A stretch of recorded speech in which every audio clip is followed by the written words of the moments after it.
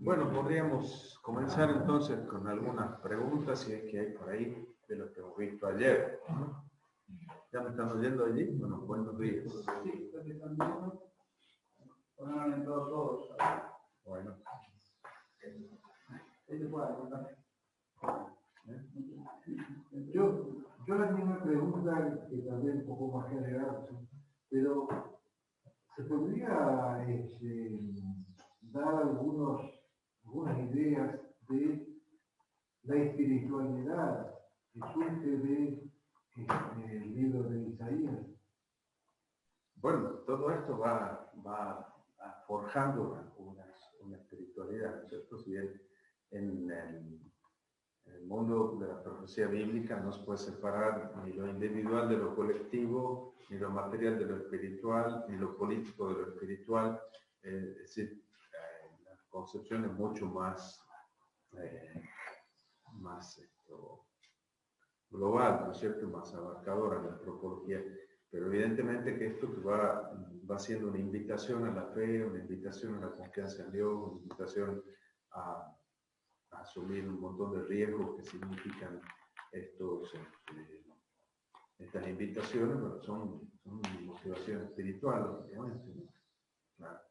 Y la espiritualidad de un vínculo confiado con el Señor y con su proyecto, y poco a poco el descubrimiento de esta misión que se tiene respecto de los no judíos, ¿no? Es decir, poco a poco se va como descubriendo una función que esa comunidad de Israel tiene con el resto, ¿no? Entonces, ahora veríamos a la vuelta del exilio cómo se completa un poco eso. Quizás lo podemos ver ahora en esta segunda parte, ¿no? Como el Israel que vuelve ya no es el mismo, ¿no es cierto? Y de alguna manera al volver arrastra consigo a los pueblos, ¿no? Después va progresivamente descubriendo la función del exilio en la historia de Israel, ¿no es cierto? Se va descubriendo como la función de la presencia de los judíos en medio de las naciones, y la posibilidad, la oportunidad del anuncio y de dar a conocer a Adonai en medio de del goim, de las naciones, ¿no? De manera que los demás van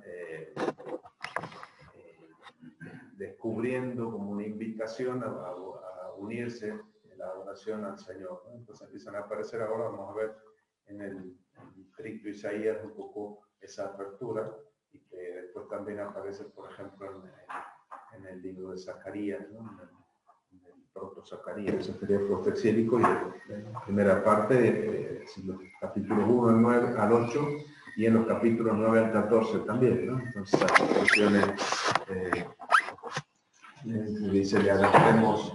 dice, los paganos agarrarán del manto a un judío y le diremos, también queremos subir con ustedes porque sabemos que Dios está con ustedes. Entonces, queremos subir a Jerusalén, quieren sumarse a la peregrinación, ¿no?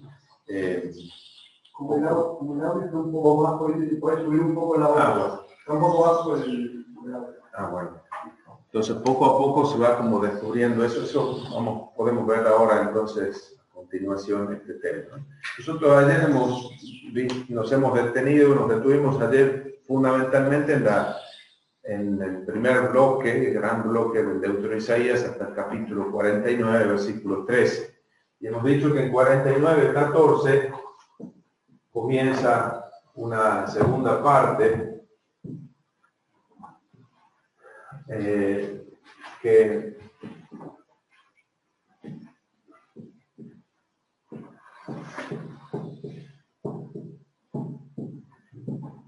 estos dos bloques que nos quedan tienen un enfoque bastante diferente, ¿no? Si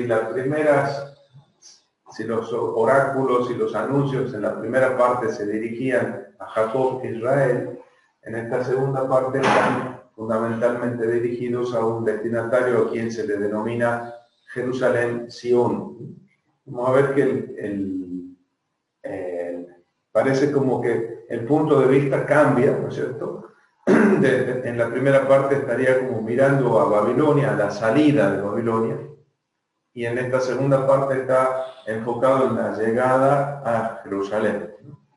Y así como en la primera parte parecía haber todo un esfuerzo para convencer y persuadir a la comunidad judía, a la Golá, para que, respondiendo a la invitación de Dios, salieran de Babilonia y se convirtieran en mensajeros del Señor para el mundo entero. Ahora, la exhortación parece dirigida a la comunidad judía de que está en Jerusalén, para que acoja a los que vienen, para que acoja a estos hijos que Dios le manda a Sion como un don, y para que se convierta a su vez en mensajera, esa comunidad en mensajera para las demás naciones, ¿no?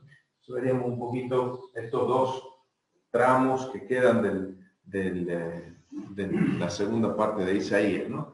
Acuérdense que comienza con el 14, recordando esa especie de lamentación que se escucha en boca de Jerusalén, Sión, y vamos a ver qué respuesta le da, ¿no? Vamos a leer ese texto de 49 y 14 y vemos qué respuesta da Dios. ¿Alguien puede leer, por favor? 49 y 14. Decía Sión, me ha abandonado el Señor, mi dueño me ha olvidado.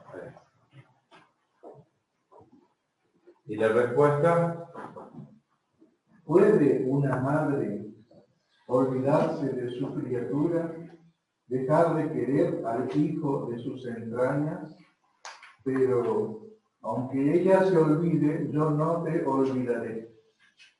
Mira, en mis palmas te llevo tatuada, tus muros están siempre ante mí. Los que te construyen van más a prisa que los que te destruían. Los que te arrasaban se alejan de ti. Levanta los ojos a tu alrededor y mira, todos se reúnen para venir a ti. Por mi vida, oráculo del Señor, a todos los llevarás como vestido precioso, será tu cinturón de oro. Porque tus ruinas, tus escombros, tu país desolado resultarán estrechos para tus habitantes, mientras se alejarán los que te devoraban. Los hijos que dabas por perdidos te dirán otra vez, mi lugar es estrecho, hazme sitio para habitar. Pero tú te preguntarás, ¿quién me engendró a estos? Yo, sin hijos y estéril, ¿quién los ha criado? ¿Me habían dejado sola? ¿De dónde vienen estos? Esto dice el Señor.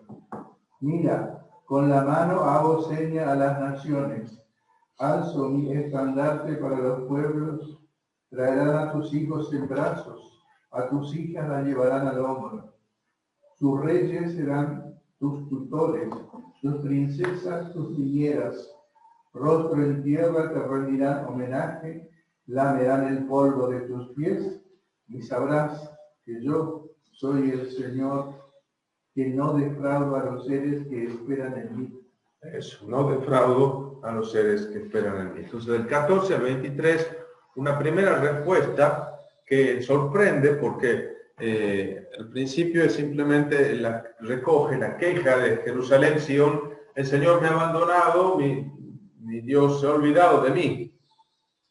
Pero la respuesta va más allá todavía que la lamentación, porque ella es como que sintiéndose abandonada del Señor. Y en la respuesta, Dios se presenta como una madre, o sea, es decir, una imagen femenina de Dios, de Yahvé, en esa respuesta, ¿no? ¿Puede acaso una madre olvidarse del hijo de sus entrañas? Aunque ella llegara a olvidarse, yo no te olvidaré.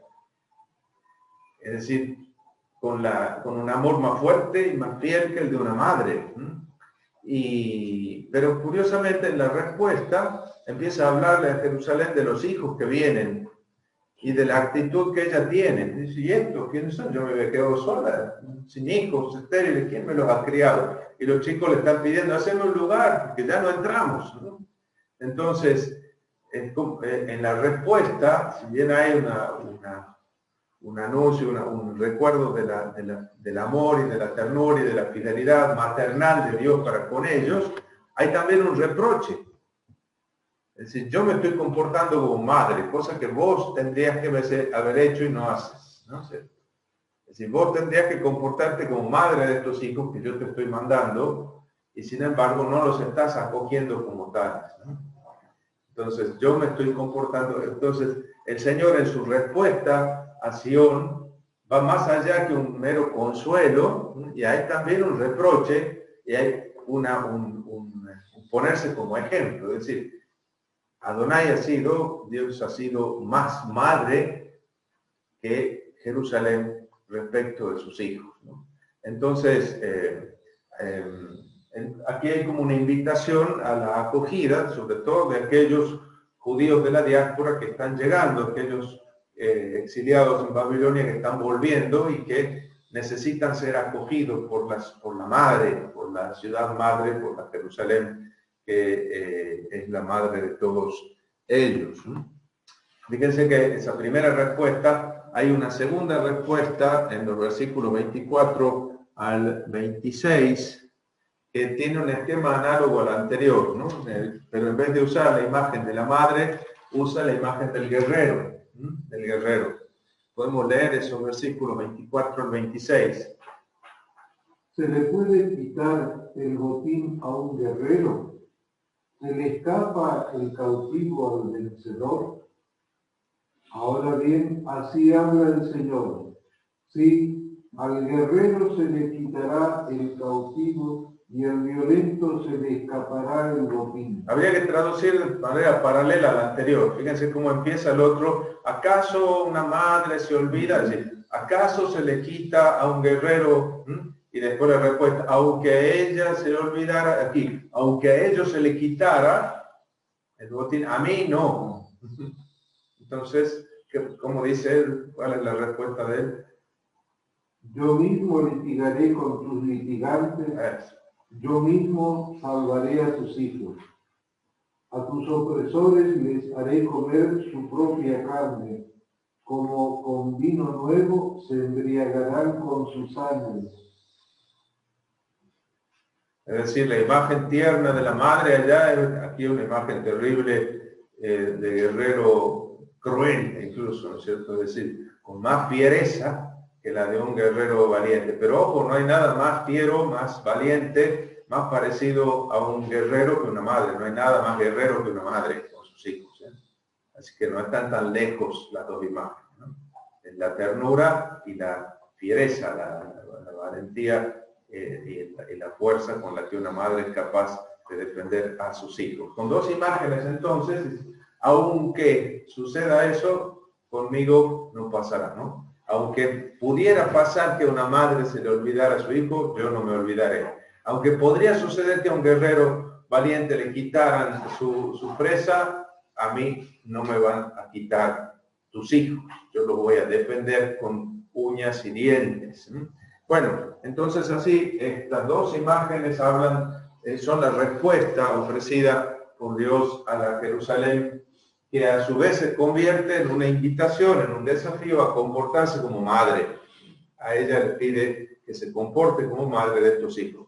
Ya ven ustedes cómo detrás de esta evolución del texto, que estamos leyendo nosotros el texto tal como está, pero nosotros podemos descubrir también etapas diversas en la redacción y momentos diversos en la redacción de este libro, ¿no? La primera parte se origina en la predicación y en la invitación que se hace a la comunidad exiliada en Babilonia, y en esta segunda parte estamos ya en otro momento, ya cuando ese pequeño grupo que ha logrado salir, a quien se ha logrado convencer de que salga de Babilonia y vuelva a la tierra de Judá, ahora estando allí, esta otra predicación intenta convencer a la ciudad, a la comunidad local, de manera parecida al esfuerzo que se hizo para convencer a la comunidad en el exilio, ¿no? Que no va a ser menos difícil que lo otro, ¿no es cierto? Bueno, aquí entonces el texto continúa con el capítulo, con los primeros versículos del capítulo 50, los versículos 1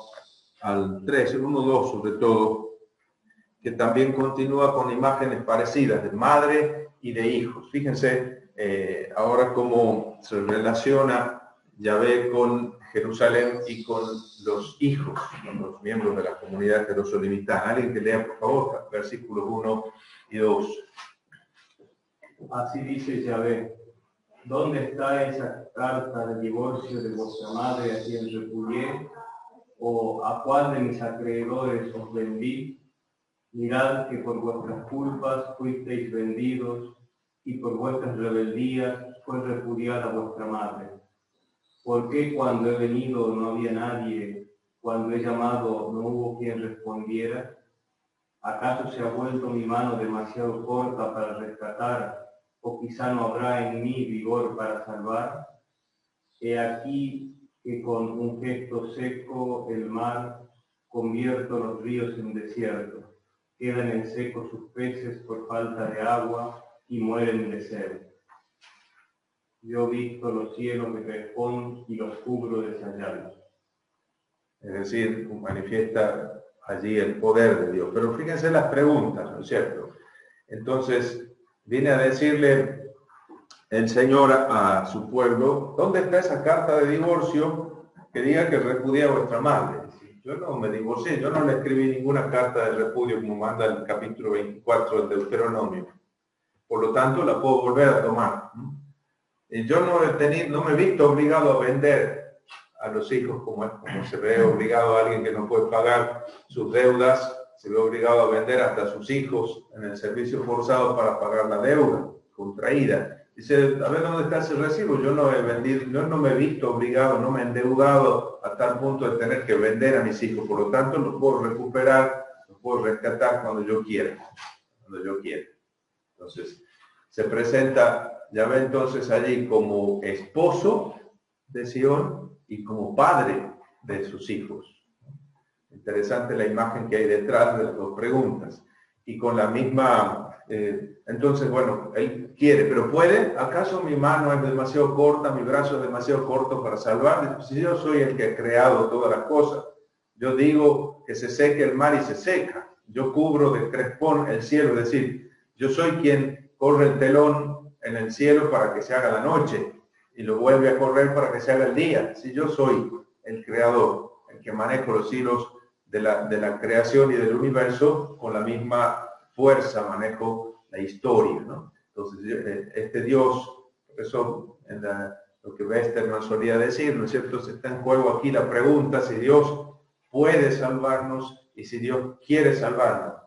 Pues Dios puede salvarnos y quiere salvarnos, las dos cosas, ¿no? Entonces aquí presentándose como esposo que retoma, vuelve a tomar a su esposa, y como padre que recupera a sus hijos, ¿no? Estos dos versículos son hermosos, ¿no es cierto? Porque manifiestan esta imagen que Dios quiere revelar de sí mismo en ese texto, ¿no? A continuación, en los versículos 4 al 11, tenemos nosotros lo que suele denominarse el tercer poema del servidor.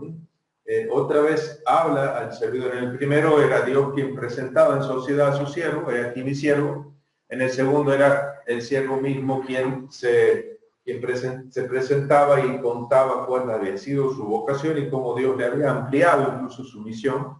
En este tercero empieza a aparecer un rasgo de la misión y del camino del siervo, que es el rasgo doloroso del sufrimiento, ¿no? De tal manera que normalmente se habla del siervo sufriente, pero sufriente habla solamente en dos lugares, en este texto y en el 53. Vamos a ver entonces aquí cómo en los primeros versículos no se sabe quién habla todavía, solo se descubre quién es cuando un tercero o cuando él mismo dice, invita a escuchar la voz de su siervo. Leamos entonces el texto del versículo 4 y siguiente. 54. ¿sí? El Señor Yahvé me ha dado lengua de discípulo para que haga saber al cansado una palabra alentadora. Mañana tras mañana despierta mi oído para escuchar como los discípulos. El Señor Yahvé me ha abierto el oído. y yo no me resistí ni me hice atrás. Ofrecí mi espalda a los que me golpeaban, mis mejillas a los que mesaban mi barba. Bueno, hasta ahí, ¿no es cierto? Fíjense cómo en el capítulo 48, con los últimos reproches que Dios le dirigía a la comunidad judía en el exilio, que parecía resistirse a aceptar su vocación de servidor, le decía, 48:3, yo anuncié hace tiempo lo pasado, salió de mi boca, lo di a conocer, de pronto lo hice y se cumplió. Pero sé muy bien lo terco que eres, un barrote de hierro tienes por cerviz, tu cara es de bronce. Y le dice, todavía versículo 8, todas estas cosas no las habías oído, ni las hiciste, porque no se te había abierto el oído, ¿no? Todavía no había sido abierto tu oído. En cambio ahora el siervo dice, el Señor me abrió el oído. Ahora soy capaz de escuchar. Ese siervo que era sordo, mudo, ahora Dios transforma, el Señor transforma a ese siervo que ahora le ha abierto el oído, y ahora él dice, el Señor me ha abierto el oído, me ha dado una lengua de discípulo, es decir, que puede decir lo que antes ha oído. Ese es lo propio del discípulo, ¿verdad? Dice entonces, una lengua de discípulo que sabe decirle al cansado palabras de aliento. Muy temprano despierta mi oído para escuchar como los discípulos. El Señor me ha abierto el oído y yo no me resistí, no me eché atrás. E incluso soy capaz de llegar hasta ofrecer mi espalda a los golpes, mi cara a los que mesaban mi barba. No hurté mi rostro a insultos y salivazos. Pero el Señor, Yahvé, me ayuda, por eso no sentía los insultos. Y ofrecí mi cara como pedernal, sabiendo que no quedaría defraudado. Cerca está el que me justifica. ¿Quién disputará conmigo? Presentémonos juntos. ¿Quién es mi demandante? Que se llegue hasta mí. El que habla se siente seguro por la seguridad que le da el Señor, que está junto a él. Y es capaz de afrontar cualquier sufrimiento y cualquier peligro y cualquier contienda judicial, porque el Señor está con él. No sabemos todavía no dice quién es, ¿no es cierto? Dice, si el Señor, Yahvé, me ayuda, ¿quién me va a condenar? Si todos ellos se gastarán como la ropa, como polilla, la polilla los irá devorando. ¿Quién? Y entonces ahora en los versículos finales, 10 y 11, ahí descubrimos de quién se trata, quién es el que está hablando. ¿Quién de entre vosotros tema a Adonai, que escuche la voz de su siervo? Es decir, quizás es él mismo quien dice, escuche la voz de su siervo, o quizás uno de la comunidad que dice, el que está hablando es su siervo, ¿no? ¿Quién de entre vosotros tema a Adonai, que escuche la voz de su siervo? Quien ande a oscuras, sin claridad, que confíe en el nombre de Adonai y se apoye en su Dios. Y allí hay como empieza a verse alguna pista de alguna dificultad que está encontrando entre sus propios compatriotas, ¿no? Si ustedes todos sois brasas, vosotros todos sois brasas y andáis encendiendo teas, id a la lumbre de vuestro fuego, de las brasas que habéis encendido. Esto os vendrá de mi mano, naceréis entre tormentos, ¿no? Fíjense cómo poco a poco aparecen las dificultades que el siervo afronta para ejercer su misión, para cumplir su misión. Dificultades que parecen venir de la misma comunidad destinataria de su propia misión. Bueno, aquí entonces el tercer poema que aparece inmediatamente en relación con lo que nosotros veíamos aquí dirigido a Sion, a Jerusalén, ¿no? El siervo está ahora en relación con esa comunidad destinataria. Enseguida, del capítulo 51, en estos 3 primeros versículos, se remonta a las tradiciones del Éxodo y a las tradiciones del origen de Israel, como que hay un nuevo origen de la comunidad, se retoma incluso aquellas imágenes primeras, ¿no? Leemos 1 al 3. Escúchenme los que van tras la justicia, Ustedes, los que buscan al Señor, fíjense en la roca de la que fueron tallados, en la cantera de la que fueron extraídos. Fíjense en su padre Abraham y en Sara, que los dio a luz. Cuando él era uno solo, yo lo llamé, lo bendije y lo multipliqué. Sí, el Señor consuela a Sión, consuela todas sus ruinas. Hace su desierto semejante a un Edén y su estepa a un jardín del Señor. Allí habrá gozo y alegría, acción de gracias y resonar de canciones. Bueno, lo mismo que se decía de la transformación de aquella comunidad que pasaba de ser una estepa, un desierto, a convertirse en un bosque sagrado. Aquí también Jerusalén, que está hecha una ruina, un sequedal, una estepa, dice, se convierte ahora en paraíso del Señor, ¿no? Incluso Edén y paraíso, ¿no? Paraíso, que es una palabra de origen persa, en realidad aparece allí como transliterada para expresar esta belleza de un jardín cuidado por el Señor, ¿no? Entonces, Sion, la transformación de Sion, paralela a la transformación de Jacob Israel en siervo, la transformación de Jerusalén y de Sion también por obra de Dios, ¿no? Entonces, el texto nos va guiando aquí hacia este final, ¿no es cierto? La seguridad que manifiesta el servidor, el capítulo 50, 1 al 9, de estar siempre asistido, sostenido por el Señor. Nuevamente aquí en este texto del capítulo 50 que acabamos de comentar, aparecen estos rasgos colectivos de aquel que está hablando, ¿no? Me da una lengua de discípulos, no de discípulo, sino de discípulos, están en plural, varias veces, en las dos veces que usa la expresión, la usa en plural, ¿no? Me ha dado una lengua de discípulos para escuchar como discípulos, dice, al Señor. Entonces da una nueva alusión al siervo como una entidad colectiva, ¿no? Igual que en 50:10, quien de entre vosotros tema a Adonai, que escuche la voz de su siervo. Aquí, en cambio, en este capítulo 51, la palabra del servidor, del siervo, se dirige al pueblo de Dios, versículo 1 al 3, y después se dirige a las naciones, versículo 4 al 8, ¿no?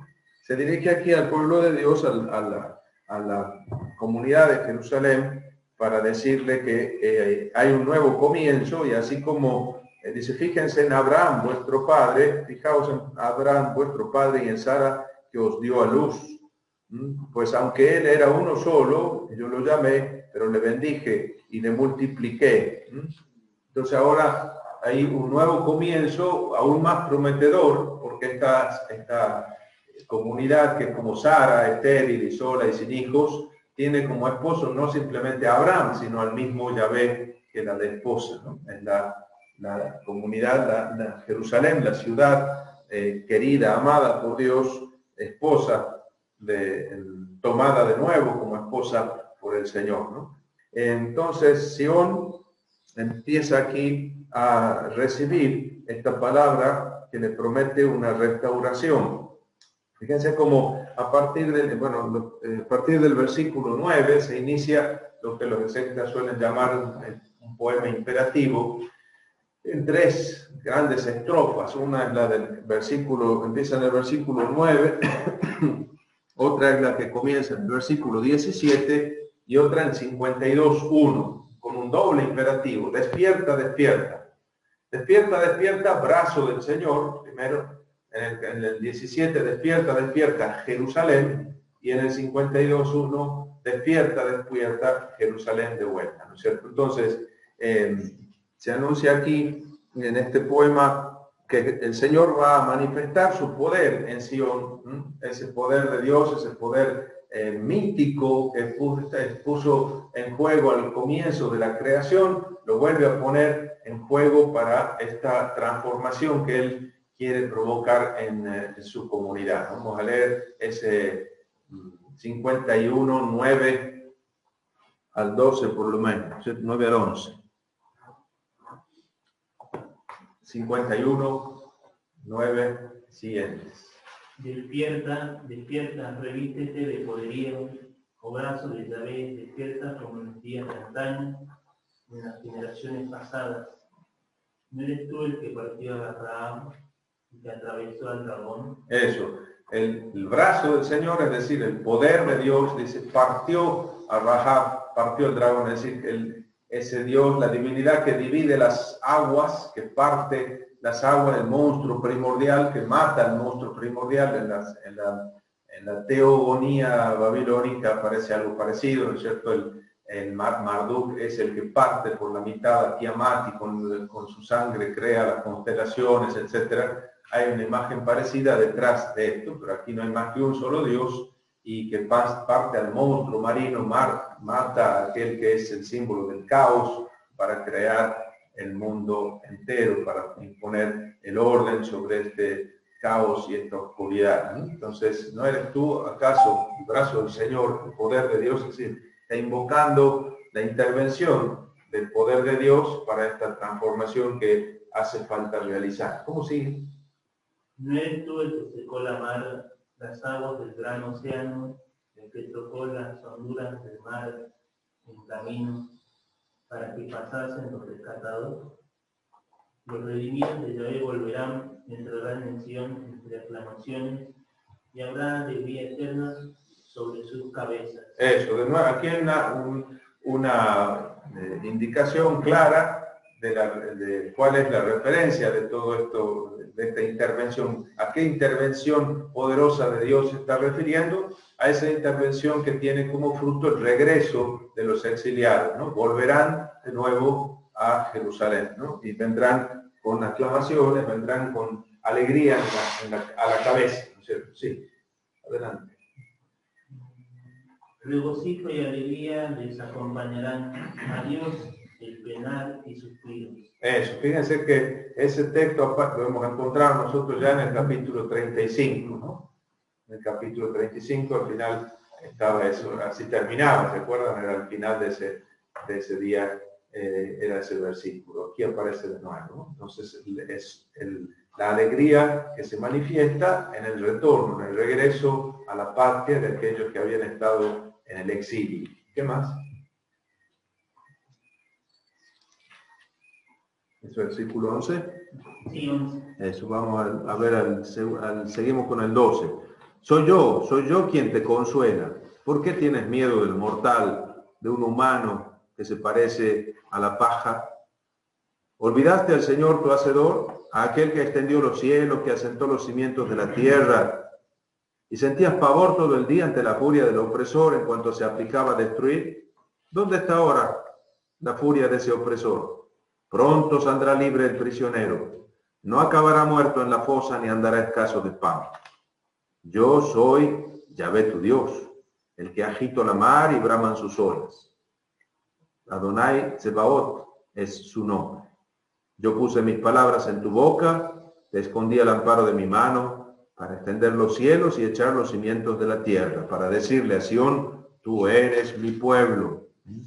Es decir, ese poder de Dios por un lado y ese favor de Dios, esa gracia de Dios, esa predilección de Dios por este que es su pueblo, ¿no? Entonces, ¿cómo temer si aquel que me ama y aquel que es mi Dios es el creador del universo, aquel que es capaz de trocar el mar en tierra firme y es capaz de crear el universo entero? ¿Cómo no va a ser capaz de rescatarnos nuevamente? ¿Ven cómo la línea de la argumentación te va llevando a esa convicción del poder de Dios y del amor fiel con que Él quiere rescatarnos? En la segunda estrofa de este poema, que comienza aquí en ese versículo 17, ahora se dirige a Jerusalén. Despierta. ¿Qué le dice a Jerusalén el mismo siervo ahora se dirige a Jerusalén? Tiene una palabra de Dios para Jerusalén. ¿Qué le dice?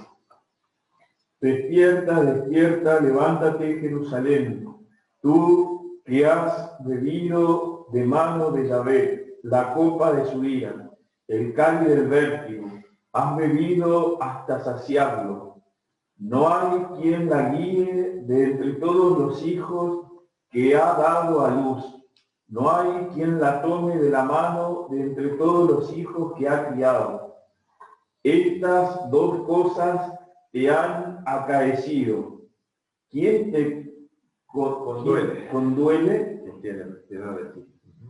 Saqueo y quebranto, hambre y espada. ¿Quién te consuela? Tus hijos desfallecen, yacen en la esquina de todas las calles, como antílope en la red, llenos de la ira de Yahvé. Aquí hay como un reflejo, un recuerdo de lo que aparece también en las lamentaciones, en el libro de las lamentaciones, como descripción de la ciudad destruida de Jerusalén, y del dolor y el sufrimiento de que aquel panorama provoca, ¿no es cierto? Sí, todo ese sufrimiento, aquella madre que vio asesinar a sus hijos, ¿no es cierto? La ciudad que ve cómo matan a sus propios habitantes. Ajá.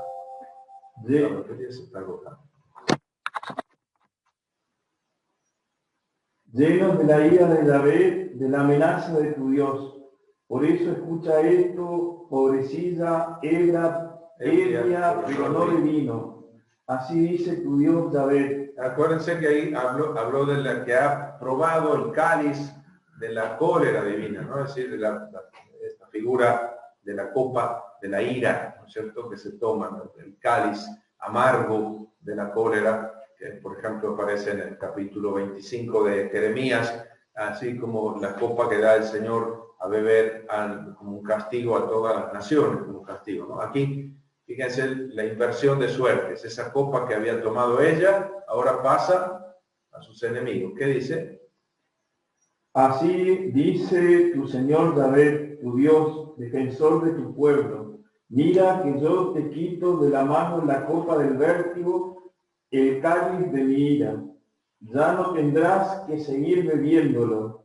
Yo lo pondré en la mano de los que te afligían, de los que a ti misma te decían, póstrate para que pasemos, y tú pusiste tu espalda como suelo y como calle de los que pasaban. Eso literalmente se hacía como rito de humillación y de expresión de la supremacía del vencedor sobre los vencidos, ¿no? Caminar por encima del otro, ponerse como alfombra para que el vencedor pase, como un gesto de la derrota y de la humillación. Entonces, bueno, ella que ha sufrido todo eso ahora tiene que levantarse. Hay un cambio de suertes, una inversión de suerte. El cáliz que estaba en su mano ahora se la da a beber a sus enemigos. Ajá. Despierta, despierta, revístete de tu fortaleza, Sión. Esa es la tercera estrofa, ¿no es cierto?, que empieza en el capítulo 52. La ciudad, entonces, llamada a revestirse, a ponerse el traje nupcial para recibir a Yahvé, su novio, su esposo, ¿no? Capítulo 52, versículos del 1 al 6. Veamos a ver. Vístete tus ropas de gala, Jerusalén, ciudad santa, porque no volverán a entrar en ti incircuncisos ni impuros. Es decir, todos los enemigos que entraron en la ciudad para destruirla, los asirios o los caldeos que la destruyeron. Sacúdete el polvo, levántate, cautiva Jerusalén. Líbrate de las ligaduras de tu cerviz, cautiva hija de Sión. Porque así dice David, de balde fuisteis vendidos y sin plata seréis rescatados. Eso, aquí entonces, aquí se remite a lo que ya hemos leído en el comienzo del capítulo 50, ¿no es cierto? Es decir, de balde fueron vendidos, yo los puedo rescatar. Y ella también, acuérdense que en las lamentaciones, por Salmo 44, nos vendes por poco, nos tasas tan barato, ¿no es cierto? Y nos vendes así, nos malvendes a los demás se quejaba la comunidad, ¿no? Fíjense cómo en el anuncio profético se retoman todos los términos, las imágenes de las lamentaciones, y hay un cambio de sentido de lo que era lamentación en boca, retomando esa lamentación del pueblo, construye un anuncio de salvación, de transformación de la situación de aquellos que sufrieron aquella humillación. Adelante. Sí, así dice el Señor Yahvé: a Egipto bajó mi pueblo en un principio a ser forastero allí, y luego a Siria le oprimió sin motivo. Es decir, recuerda los sufrimientos del comienzo de su vida y del final de la época monárquica bajo la dominación de los asirios. Todo eso que ha sufrido. Y sin embargo, yo estoy aquí, no me voy a quedar de brazos cruzados. ¿Sí? Y ahora, ¿qué voy a hacer aquí? Oráculo de Yahvé, pues mi pueblo ha sido arrebatado sin motivo. Sus dominadores profieren gritos. Oráculo de Yahvé, y todo a lo largo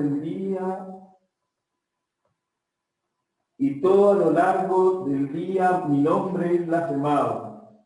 Por eso mi pueblo conocerá mi nombre en aquel día y comprenderá que yo soy el que decía, aquí estoy. Aquí estoy. Bueno, así entonces el anuncio de esta transformación. Ahora Yahvé viene como rey al encuentro de Jerusalén, Sión, convertida en la consorte real, ¿no? Él es el rey esposo que la toma a Jerusalén como esposa, como reina, y por eso ella también se sienta, se levanta del suelo y se sienta en el trono. Lo contrario de que aparecía en el capítulo 47, la Babilonia, que se sentía reina y señora, sentada en el trono para siempre, que no tenía piedad de nadie. Ella tiene que sentarse en el piso y hacer las tareas domésticas, ponerse a moler con el molino e incluso levantarse la falda y dejar ver sus vergüenzas como si fuese una prostituta. En cambio esta estaba humillada, sumida en el polvo. Ahora se le dice que se levante, que se lista de ropas de gala, porque tiene que prepararse para el encuentro de su Señor que viene. Y ahí viene el anuncio, ¿no? La ciudad del templo, la ciudad de Jerusalén, que había quedado solitaria, tiene de nuevo ahora a su Dios protector. Y allí entonces este versículo 7 va a hablar de este anuncio.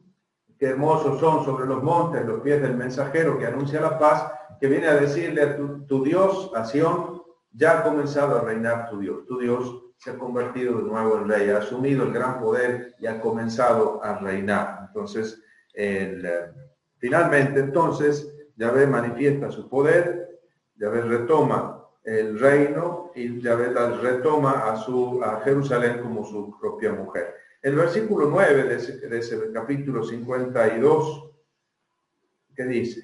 ¿Cuál es el motivo? Porque canta de gozo, dice, veamos el 9 y 10. Estallen en gritos de alegría, ruinas de Jerusalén, que el Señor consuela a su pueblo, rescata a Jerusalén. Eso, el Señor ha rescatado, ha consolado a su pueblo, ha rescatado a Jerusalén. Es decir, eso que se anunciaba al comienzo, ahora se cumple en plenitud, ¿no? Ese consuelo, esa transformación de la situación, de la tristeza a la alegría, de la esperanza a la confianza, eso ya ha sucedido, eso tiene lugar en este momento en Sion, ¿no? El Señor, Adonai, Yahvé, ha consolado a su pueblo, el verbo niham, y ha redimido a Jerusalén. El verbo es el verbo gaal, redimir, ¿no? Al consolar. Estos dos verbos son los que entran con la composición de los himnos que tienen como motivo, si canten de gozo, alaben, bendigan al Señor, porque el Señor ha hecho, y cuando se explica qué es lo que ha hecho, se usan estos verbos, ¿no? Consolar y redimir, consolar a su pueblo, redimir a Jerusalén. Fíjense entonces cómo en este texto se constata la realización de aquello que se anunciaba para un futuro en el prólogo. Nosotros, y no solo sucede esto que sucede con Jerusalén, esta transformación, tiene también repercusiones. ¿Qué dice el versículo 10? El Señor desnuda su santo brazo a la vista de todas las naciones, y verán los confines de la tierra la victoria de nuestro Dios, ¿no es cierto? Los confines, fíjense cómo lo que sucede con Jerusalén sucede a la vista de todas las naciones. Los confines de la tierra se enteran del poder de Dios. El Señor ha desnudado su brazo, es decir, ha manifestado su poder, ha vencido todas las oposiciones que tenía que vencer y por fin ha rescatado a su pueblo, ha consolado a Jerusalén. Entonces, desde todos los lugares de la diáspora, ahora se van a invitar a venir a los dispersos a ponerse en camino a Jerusalén. Versículo 11, después que Jerusalén está restaurada y restaurada su relación con el Señor, ahora se invita a que vengan. ¿Qué dice el versículo 11? Retírense, retírense, salgan de aquí, no toquen nada impuro. Salgan de en medio de ella, purifíquense los que llevan los vasos del Señor, porque no saldrán apresuradamente ni partirán como fugitivos, ya que al frente de ustedes irá el Señor y en la retaguardia el Dios de Israel. Eso, entonces, nuevamente también algún recuerdo del Éxodo, como decíamos la vez pasada, pero ahora con una gran diferencia, ¿no? En vez de salir con prisa, apurados, aquí van tranquilos, como en una procesión, digamos, no van escapando, no van huyendo, no van a escondidas, sino que van a la vista de todas las naciones, llevando el ajuar del Señor. Y el Señor va a la vanguardia y a la retaguardia, igual que en el Éxodo.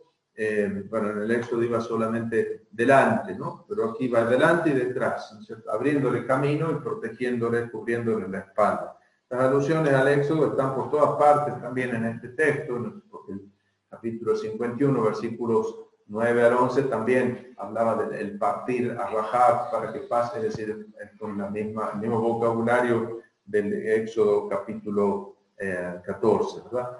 Bueno, inmediatamente a continuación de esto, cuando termina, aparece este cuarto poema del servidor, que es el más misterioso de todos los cuatro poemas, y que habla de ese sufrimiento que afronta aquel que ha aceptado la misión que el Señor le confía, y un sufrimiento que es anejo a su misión. Su misión conlleva ese sufrimiento. Cuando él acepta la misión, acepta también ese dolor y ese sufrimiento. Fíjense que este poema tiene como tres partes, ¿no? Los primeros versículos están en boca de Adonai, es Adonai Yahvé quien habla de su siervo, y los últimos también, y en el medio hay un nosotros que habla, un nosotros que es la comunidad que habla, ¿no? Entonces, y el Señor habla al principio y al final para decir que mi servidor tendrá éxito, es decir, su misión terminará bien, ¿no? ¿Cierto? Y será exaltado y elevado, ¿no? Usa los verbos rum y nasar, que son los mismos verbos que se usaban en el capítulo 6 de Isaías para decir que el Señor, el año de la muerte del rey Osías, yo vi a mi Señor en un trono excelso y elevado. Los mismos verbos esos ahora se aplican al siervo que será exaltado y elevado, ¿no es cierto? Como puesto en la proximidad de Dios, ¿no? Es decir, exaltado con el mismo poder de Dios. Y en el medio hay un nosotros que reconoce que ha cambiado de opinión respecto del servidor, que primero pensaba que eran castigados por sus culpas y ahora reconocen que en realidad estaban llevando nuestras culpas. La comunidad, allí se ve reflejada la transformación de la comunidad de Sion, de la comunidad de Jerusalén, que al principio desprecia y acusa y echa las culpas a los exiliados, que por eso Dios los castigó y los echó de aquí del país y se los llevó a Babilonia, y ahora se da cuenta de la misión salvífica que esa comunidad ha desempeñado. Entonces ven cómo es la expresión de la reconciliación de los dos grupos, la reconciliación de las dos partes de la comunidad, los que habían quedado en Tierra Santa, los que habían quedado en Jerusalén, es decir, la comunidad judía de Sion, de Jerusalén, y los que habían ido a Babilonia. Entonces ahora es como el reconocimiento y el abrazo, la reconciliación entre las dos facciones del pueblo. Entonces, sin embargo, eso le ha costado sufrimiento al siervo, ¿no? El siervo que es aquí acogido por la comunidad que llega, ¿no es cierto? Entonces, el discurso divino sirve de marco en torno a la reflexión que realiza nosotros, ¿no? El discurso divino está en 52, 13 al 15, y en 53, 11 al 12, digamos. Y en el medio, 51, 53, 1 al 11, el discurso en tercera persona referido al siervo, y en habla una primera persona del plural, un nosotros, ¿no? Entonces, aquí entonces, gracias a esta misión del servidor, hay una novedad que empieza en Jerusalén. Noten que el texto habla de la descendencia del servidor. Tendrá descendencia, ¿no? Este servidor tiene descendencia. Y después se habla de la descendencia de la ciudad, ¿no? 53:10 dice: Yahvé quiso quebrantarlo con males. Si se da a sí mismo en expiación, verá descendencia, alargará sus días, su mano ejecutará el designio de Yahvé. Aquí está funcionando. Sí, aquí está. Ajá, sí. Entonces, el 53:10, ¿verdad? Esa descendencia asegura ese futuro, ¿no? Después el mismo texto va a derivar en el capítulo 54. Aquí en el 54, ya estamos en esta última parte, ¿no es cierto? La primera parte referida al siervo, la segunda parte referida a Sión, ¿no? Alégrate, estéril, la que no diste a luz, prorrumpe en gritos de júbilo, la que no sentiste los dolores, porque son más los hijos de la desolada que los hijos de la que tenía marido. Y Rabbim bene Shomemá mi bene Beulá. La Shomemá, la que quedó desolada, ¿no es cierto? No solo abandonada, sino desolada. El verbo Shamam habla de eso, de esa desolación. Más son Rabbim. Aquí la palabra es Rabbim, los muchos, tiene mucha importancia en todo el texto del capítulo 53 y también aquí en el 54, ¿no? El que se da por los muchos, por la multitud, se entrega por la multitud, ¿no? Bueno, aquí, capítulo 54, el anuncio a Sión: alégrate estéril, la que no diste a luz, porque serás madre feliz de hijos, como dice el Salmo 113, ¿no? Tu hacedor es tu marido, el que te crea es el que te desposa. Capítulo 54, versículo 5. Ella entonces aparece como mujer amada por su esposo. Versículo 7, por un instante fuiste abandonada, ¿no es cierto? Un instante pequeño, pero con amor eterno te desposaré, ¿no? El contraste entre el abandono por un instante y el amor eterno, ¿no? El versículo 7 y versículo 8, ¿no? Y enseguida viene una comparación, y es interesante ver con qué. Es el capítulo 54, versículo 9. Alguien, por favor, que lea.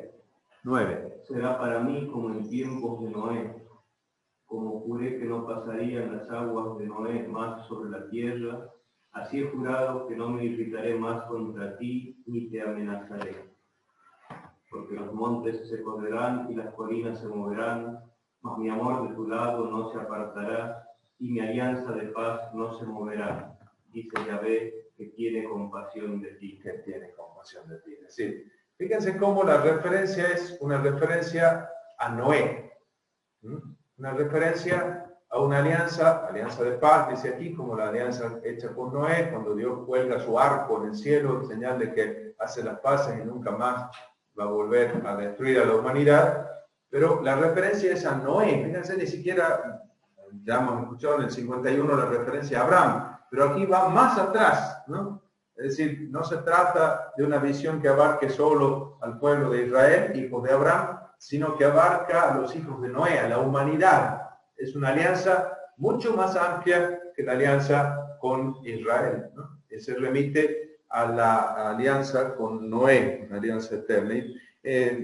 Vamos a ver las consecuencias que tiene, ¿no es cierto? A continuación, entonces, comparándola con la alianza de Noé, con la alianza que he hecho con Noé, nunca más habrá un castigo para Sión, nunca más habrá un castigo así para Sión, así como prometió Dios que no iba a haber otro diluvio, así le promete a Sión. Pero fíjense que aquí habla de la alianza hecha con Noé, y en el 55:3 va a haber una referencia a la alianza hecha con David, a la gesed que tiene Dios para con David. Entonces, como hijos de Sión, los siervos, los hijos de Sión, ocupan ahora el lugar de los sucesores de David. Vamos a ver cómo termina ese capítulo 54 con el versículo 17.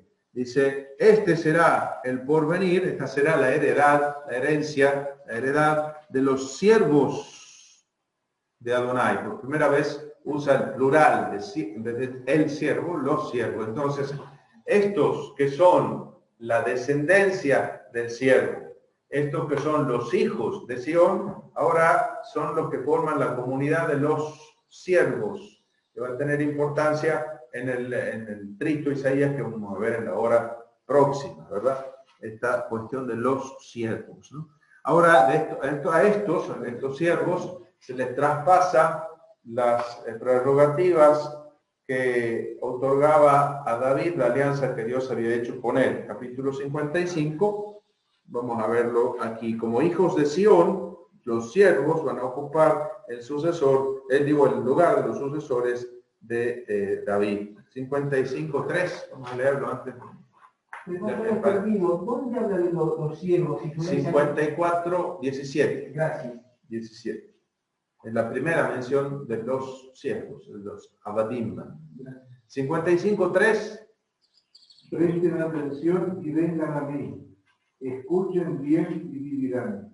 Yo haré con ustedes una alianza eterna, obra de mi inquebrantable amor a David. Yo lo he puesto como testigo para los pueblos y jefe y soberano de naciones. Tú llamarás a una nación que no conocías, y una nación que no te conocía correrá hacia ti a causa del Señor tu Dios y por el Santo de Israel que te glorifica. Bueno, entonces, fíjense el movimiento que hay, es decir, esa función, esa alianza que tenía Dios con David, ahora es la alianza que tiene con esta comunidad formada por la descendencia del siervo, los hijos de Sion, por los siervos, ¿no? Esta comunidad es ahora la depositaria de esas promesas de Dios. Y así como David era testigo ante las naciones, así ahora es esa comunidad la que desempeña esa función. Así como David tenía esa bendición para Israel, ahora esta comunidad tiene esta bendición para todas las naciones. Una nación que no conocía vendrá a ti, unos que no te conocían acudirán a ti por el Señor que te glorifica, ¿no? Fíjense que se hablaba de alianza de paz en el 54:9, se habla de alianza eterna en el 55:3. Hay una suerte de democratización, por así decirlo, de estas promesas de Dios, que ya estaba insinuada en la manera como se utilizaban los oráculos de salvación en la primera parte que nosotros hemos estudiado ayer.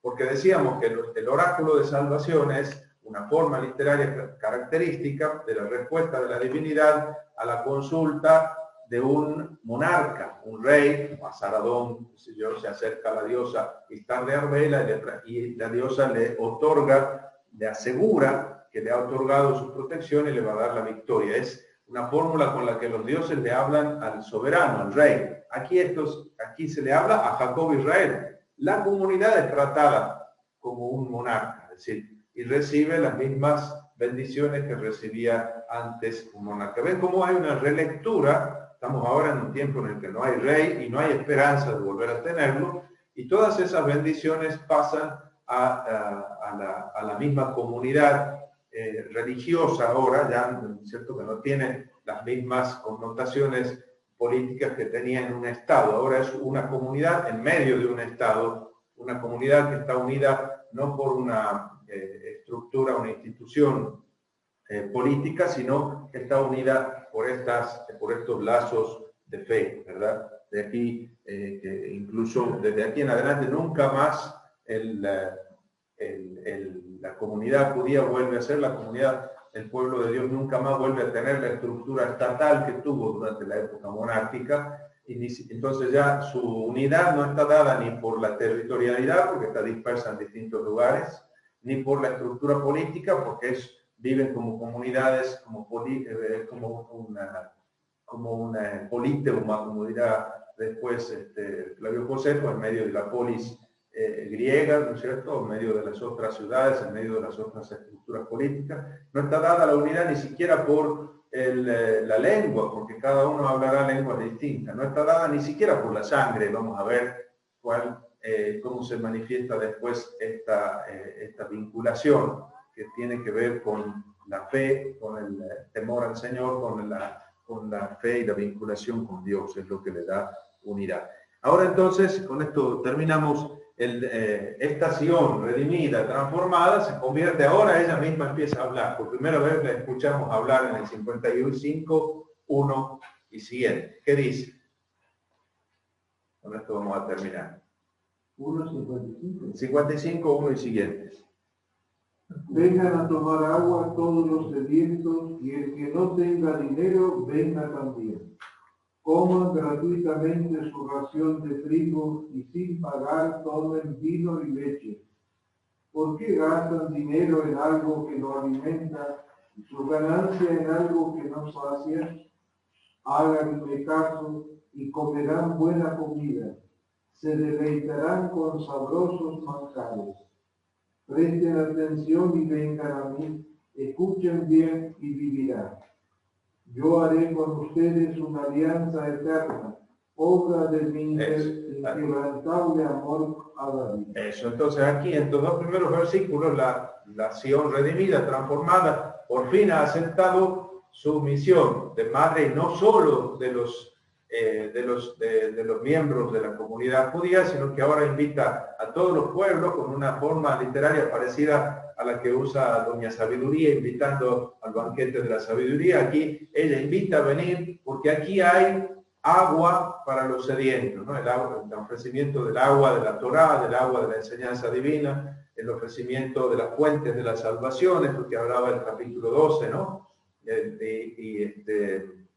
Este texto realiza lo que vislumbraba la visión del capítulo 2, que veía a todos los pueblos venir a Jerusalén para aprender la Torá que allí enseñaba. Aquí es Jerusalén que se convierte en madre de todas las naciones, como en el Salmo 87, ¿no? Uno por uno, todos han nacido allí. Se dirá de Sion, todos han nacido en ella, ¿no? El Altísimo en persona la bondad. Bueno, así entonces queda como abierto este panorama, no siempre fácilmente aceptable, tanto que enseguida Dios le tiene que decir, bueno, es que los pensamientos de ustedes no son como mis pensamientos, mis caminos no son como el camino de ustedes, ¿no es cierto? Este es el camino y el pensamiento, el proyecto que Dios tiene para los suyos. Bueno. Ellos serían conscientes que ya rey no iban a tener nunca más, ¿no es cierto? Ha habido nuevos intentos, porque en el libro de Zacarías y en el de Ageo hay como un intento cuando le nombran a Zorobabel el representante, procurador o gobernador para que restituya o reconstruya la comunidad de Jerusalén y reconstruya el templo. Se ve que hay algunos fragmentos de la población que pretenden restaurar también una monarquía, pero enseguida lo hacen a un costado del pobre Zorobabel, al final queda Josué solo como comunidad religiosa presidida por los sacerdotes. Muy bien, si hay alguna pregunta, en la próxima hora podemos charlar sobre ello.